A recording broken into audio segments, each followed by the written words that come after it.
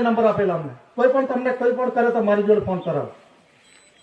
તો એને પણ પૂછ્યો आप क्यों आए थे, आप क्यों आए? तो कहा कि जो मकान के अंदर में रहते हैं तो कॉलम में लिखा है क्या खानगी भाड़ूती अन्य, इसको इस 3 कॉलम के अंदर में हमारा कुछ लागू नहीं पड़ता.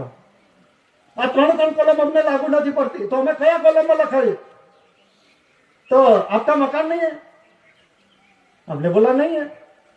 तो कहा एवं नहीं पूछेगा कहाँ रहते, ऐसा नहीं पूछे. पहला सोचा मैंने बनवाया था, मेरे बाप ने बनाया था, मेरे बाप सर्विस करता था, मैंने बनवाया, मेरे बाप ने बनाया मकान, मेरा मकान में रहता हूं.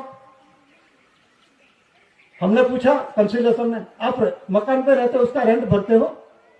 એટલું પૂછ્યું. પેલો હું મારો મકાન એમ કહે છે, પેલો માલિક એનો શબ્દ છે.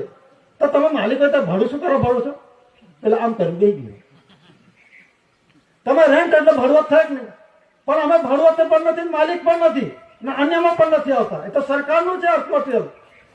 આ મકાન કોણ? તો સરકારનું. કઈ સરકાર? તો ગવર્મેન્ટ ઓફ ઇન્ડિયાનું. આ જમીન કોણ? તો ગવર્મેન્ટ ઓફ ઇન્ડિયા, ભારત સરકારની છે ને. તમે તો પૂરવા કરી દો. અત્યારે બધા ચાલે છે, બધું જોઈ લેજો. જ્યાં ત્યાં ખાલી કરો, દબાણ કરો, સાફ રાતો રાત કબજો પ્રવેશ કરવાનો તમને પાવર કોણે આપ્યો?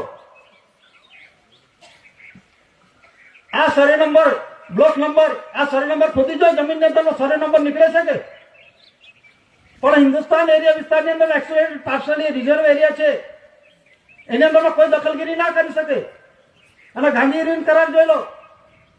ગાંધી ઋણ કરાર સન 1931 1935 ABCDEFGH